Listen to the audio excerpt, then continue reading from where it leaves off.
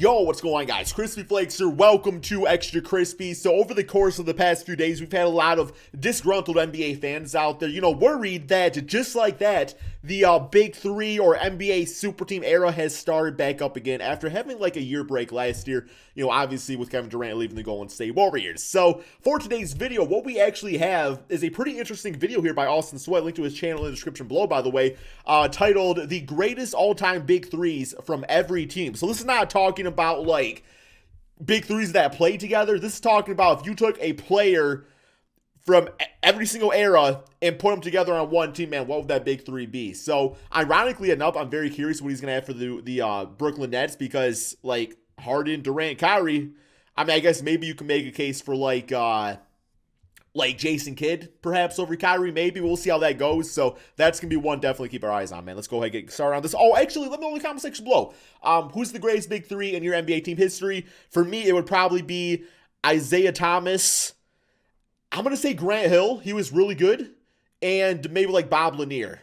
I think that sounds about right, man. So I'm going to go with that. We looked at the best. That's just a guess, though. Just a guess. Team. Well, now here's the all-time best trios or big threes, and same rules apply as from the duos. Only basing things off of how good players were while playing for that team, and we're not just picking the top 3 players from each team. We're picking a trio based on the 3 that make the best big 3 and have the best fits together. Oh, that's a good point. Okay. Happen to be the franchise's top 3, but not always. So let's start off first with the Phoenix Suns, and their 3 Nash, Barkley, Steve Nash, Charles Barkley, and Devin Booker. Yeah, good Nash one. And Barkley were the obvious for choices. Sure. And there were a few options for the third. Didn't want to go with Amari Stoudemire because we already got Barkley in the front court, and I almost included Sean Marion for his defense. But that's a good point. Steve Nash and D Book in the backcourt is gonna be ass on D, but offensively they'll be clicking on all cylinders, man. So it's all good. Because while Nash and Barkley are the 1-2 punch on this team, Devin Booker is their second option that will always score when needed. The Denver Nuggets with Allen Iverson, Alex English, and Nikola Jokic.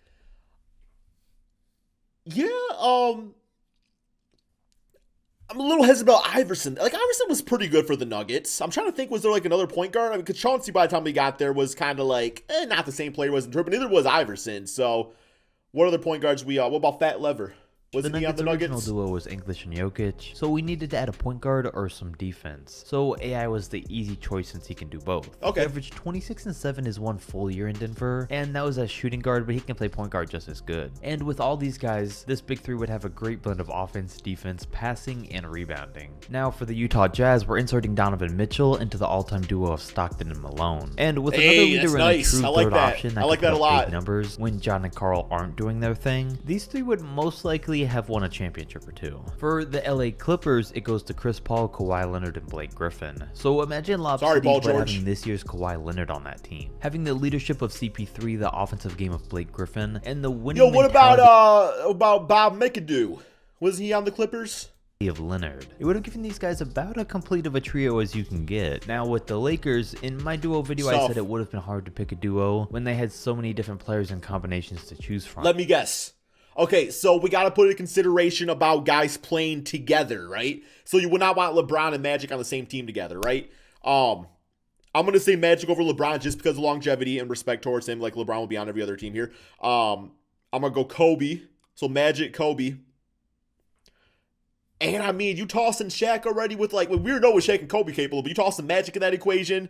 I'm going to say Shaq at center. That's my, Jerry West with too, the though. big 3, it's a different story because we're having this one go to Magic Johnson, Kobe, and Kareem. And here's why. I could only pick one of Magic or LeBron since they have such similar games. Yep. So we went with Magic just based on their Lakers career. Because I don't know that I'd say up until this point, LeBron has had a better year than Magic had as a Laker in his prime. Plus, we already know that Johnson pairs well with Kareem, and then we needed a true scorer to play in between those two, so obviously that went to Bryant. The Memphis Grizzlies took the spot for the worst all-time duo, Mark so and Mike. No surprise they take the spot for the worst all-time trio as well, with Mike Conley, Marc Gasol, and Zach Randolph. Oh, which is of course a wow. big 3 that actually played together, and they were good, but not great then. Never made it to an NBA Finals, so definitely wouldn't be great in terms of the all-time team. The Timberwolves 3 though is so awkward. There's Karl Anthony Towns and Kevin Garnett in the front court. Hey, that shit actually works if you really think about it. And they were the easy choices. So then we needed a guard. And the best from the Wolves was Sam Cassell.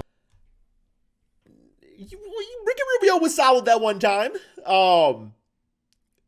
Dare I say, Give me damn Anthony Edwards right now, bro, or D'Lo.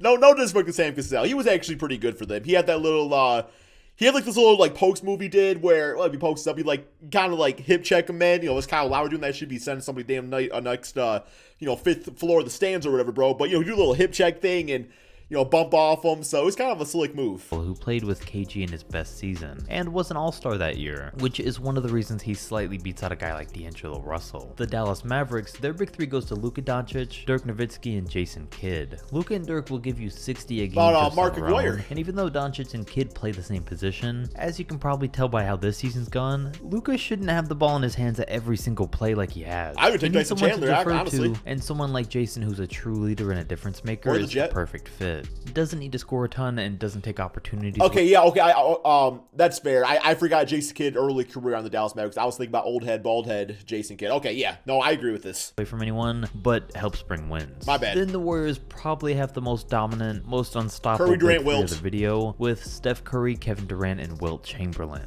I have no words. Steph and KD were so dominant already. Just imagine on the Warriors them replacing Draymond Green in the front court with 50 point per game Wilt Chamberlain. There would be no point of ever playing any games. It would just be a waste of time. Then I didn't like the Trailblazers duo of Damian Lillard and Clyde Drexler, but making it a big three and adding Bill Walton makes a huge difference. And he's a guy I probably should have included in their duo instead, but let's ignore that. For them though, a good backcourt's always great, but it's not necessarily really championship worthy until you add a good big man. And Bill being a former rebounding leader, blocks leader, NBA champion, and MVP, all with Portland, definitely puts him in that role. Russell Westbrook, Kevin Durant, and Sean Kemp take Oklahoma City. Give me Ray. You might have expected James Harden, but he was the sixth man while there. No, give me Ray. Ray Allen would have been a pretty good choice. He averaged over 25 a game in Seattle, but they needed a big man, so we went with Kemp instead. He can play some center. It's all really just good. Depends on how you'd want to run the team. For the Pelicans, though, this one's good. There's Chris Paul, Anthony Davis, and DeMarcus Cousins. Now, we only saw Cousins play in about 60 games for the Pelicans, but yeah, I'll probably have to give this one to,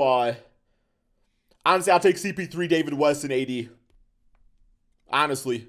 Don't forget, he averaged 25, 12, and 5 on some great shooting numbers while there, and him and AD were dominant together. But at the way things are going, don't be surprised if Zion takes the spot. It was a short stint, though. That's why I say David West. We have Tim Duncan, David Robinson, and George Gervin. We have the winningness of Tim, the dominance of Robinson, and the unlimited scoring from George. Fair. And altogether, many championships would be won here. And if we're talking all of them in their primes, you're getting 25 a game from Duncan, 30 from Robinson, and 33 Manu points off a the game bench. from George Gervin. 6 man. Those numbers, of course, would be adjusted if they all played together, but still, that's almost 90 points per game just with these three. With Sacramento, their big three is another weird one because it's Oscar Robertson, Chris Webber, and again, DeMarcus Cousins. And this is the triple-double Oscar Robertson. So we got a lot of scoring, a lot of rebounding, and a pretty big team here. None of these guys ever won championships, but together, they most likely would have. And let's not forget just how good Cousins was before his injury. The Houston Rockets. So obviously, we start with James Harden and Hakeem. T-Mac? And the third spot goes to Moses Malone. We would say T-Mac, but he plays the same position as Harden. We would consider Yao Ming, but he plays the same position. T-Mac plays some small forward. Moses can play power He was a point forward for a bit. He averaged 31 and 15 for Houston while winning MVP that year. Then Isaiah Thomas, Joe Dumars, and Ben Wallace are the Pistons. Oh, okay. I mean,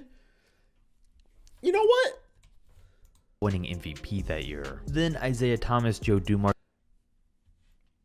I like this right here because obviously that's like it's like Bad Boys right there. I love Ben Wallace, man. Like Ben Wallace, one of my favorite Pistons of all time. Ben Wallace. Grant Hill, they call him the next MJ.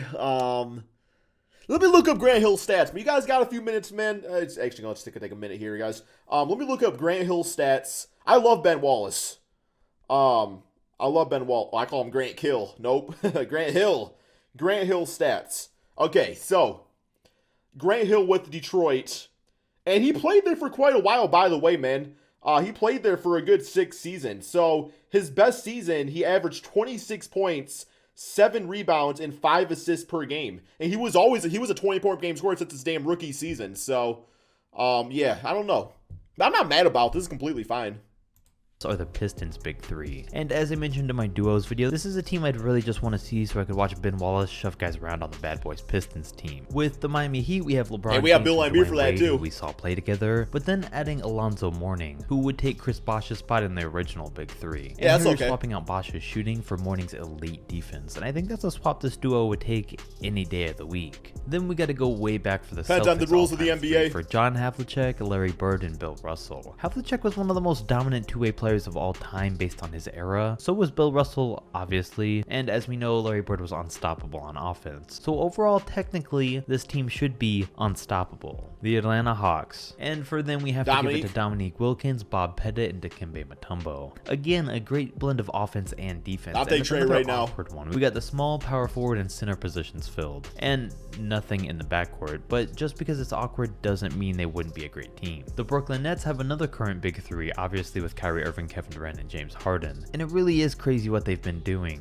Sure, Kevin hasn't been playing, but all three of these guys are averaging 25 plus points per game, 40+% from three, and Harden's averaging a near triple-double, and leading the league in assists. And I would say we're witnessing the best offensive big three of all time. Then I like the Chicago Bulls. Oh, so he did give it to them. Okay, he did give it to them. As expected. Derrick Rose, Michael Jordan, and Scottie Pippen. Nasty it's not team. like MJ and Pippen needed help anyways, Nasty but adding team. a former MVP into the mix really wouldn't hurt. Now, if the Bucks duo of Giannis and Kareem couldn't possibly get any better, imagine getting to add Oscar Robertson to it, the guy that Kareem won his first championship with. On the Bucks, he wasn't averaging a triple-double, but he was still an elite 6'5" point guard. This team would be extremely Ray Allen would athletic, be a better fit, extremely maybe. oversized, and we'd Because see of them put spacing. up some insane numbers. Because keep in mind, on the Bucks, Or Kareem was Michael averaging Red. 35 and 16. For the Charlotte Hornets, they don't have a great all-time trio, and Larry it probably Johnson. ranks just right above the Grizzlies, but it's not terrible. It's Kemba Walker, Glenn Rice, and Larry Johnson. Kemba and Larry make a good backcourt frontcourt duo, but adding Glenn, who had his best year averaging 27 Wasn't Alonzo a on game that in team too? Charlotte, really takes them up a level. The New York Knicks one is controversial because I'm sure a lot of people are expecting Carmelo Anthony to at least make the Give a Knicks share. all-time big three, but he doesn't because instead it's Walt Frazier, Bernard King, and Patrick Ewing. Okay. And it wasn't hard Said to that beat name out for no Melo, reason. My who was bad. a top-tier scorer, but really didn't produce wins. Because Bernard King was the same way, except he put up 33 a game in his best year. So at his best, he was slightly better than Melo, so we take him here instead. I'm cool Then we with gotta it. put Kyle Lowry, Vince Carter, and Kawhi Leonard for the Toronto Raptors. I know I could have included Chris Bosh somehow I'm taking to give him a big Iguodala. man, but I couldn't pass up adding any of these guys. Lowry's a good all-around guy that can score 20 plus every night. Vince Carter averaged 27 a game at his best for the Raptors, and let's not forget, on 40% from three. And we know how good Kawhi was there, so Yeah, our team would be together nasty. they would dominate. In Indiana, these were all easy choices. Reggie Miller, Paul George, and Jermaine O'Neal. And we got a lot of offense. I'm not against putting Sabonis up there now. I don't know who I'd really take out, but I wouldn't be mad about Sabonis. And defense here. We saw how close to the finals PG came with Roy Or Jamal Hibbert as Tinsley. his center and Lance Stevenson as his shooting guard, so you can only imagine how much better he'd be with Reggie and Jermaine instead. And these guys make up a pretty complete big three. I think The there's an Washington argument for Wizards Sabonis spots over Jermaine. Go to John Wall, Bradley Just an Beal, and argument. Wes Unseld. Now, of course, we did see Wall and Beal play together, and they never had any major success, but it was also way before Beal was putting up over 30 a game. Yeah, I'll take every Gilbert single Arenas. night. So Hibachi. they would have improved in that aspect, and on top of that, I think Unseld in the front court would give them exactly what they needed to go to the next level. Now, in Orlando for the Magic, their big three was an easy choice because, T-Mac. again, the Magic have not had a history of too many Dwight, all-time Shaq. great players. So we're going with Penny Hardaway, Tracy McGrady, and Shaq. Now, we could easily swap out Penny Hardaway and instead have both Shaq and Dwight Howard on this team, and on paper, they may have been dominant, but two Supermen that play the same position. Yeah, that shit would not and work. in That the shit would game not work. might Hell, not no work. way. Plus, Shaq and No Dwight way. got beef anyways. But Shaq and Penny made the finals as a team, so you gotta imagine adding T-Mac scoring would have definitely made them a championship Shaq squad. got beef with everybody. The Cleveland Cavaliers are the other team where we saw their all-time big three play LeBron, together, Mark- with Kyrie Irving, LeBron James, and Kevin Love. There's an argument for Mark Price and Kyrie together over Kevin Love. There's an argument there, I believe. And I was really never a big fan of Kevin on the Cavs. He really wasn't a great fit. Was always injured at the worst times, and I just never liked the kind of player he was on their big three. But he was still the best option here, and they won a championship together, so we can't complain too much. And finally, for the last one, we have one of the most dominant of the video with the 76ers. Yep. With Allen Iverson, Dr. J, and Wilt Chamberlain. You got the offense from everyone. Yo, the Friday the defense 13th, from that AI shit. and Wilt, the winning mentality and veteran leadership from Dr. J. No, Freaky and Friday, this my team would bad. have been unbeatable. unpredictable. Freaky Friday. Point guard, small forward, and center Body combinations, in my swap. opinion, are by far the best type of big three. And it's surprising how few Lindsay of Lohan's them best movie. we've ever actually seen in NBA history. And that's gonna wrap things up. Shout out to everyone who was requesting this video. And no, it was pretty cool. That was pretty cool. What do you guys agree, disagree? I'm cool with the Pistons one. I just there's cases made for any of them probably, if you really think about it. But I thought he did a good job here. So what do you guys all think? Let me know in the comment section below. And peace out, my friends.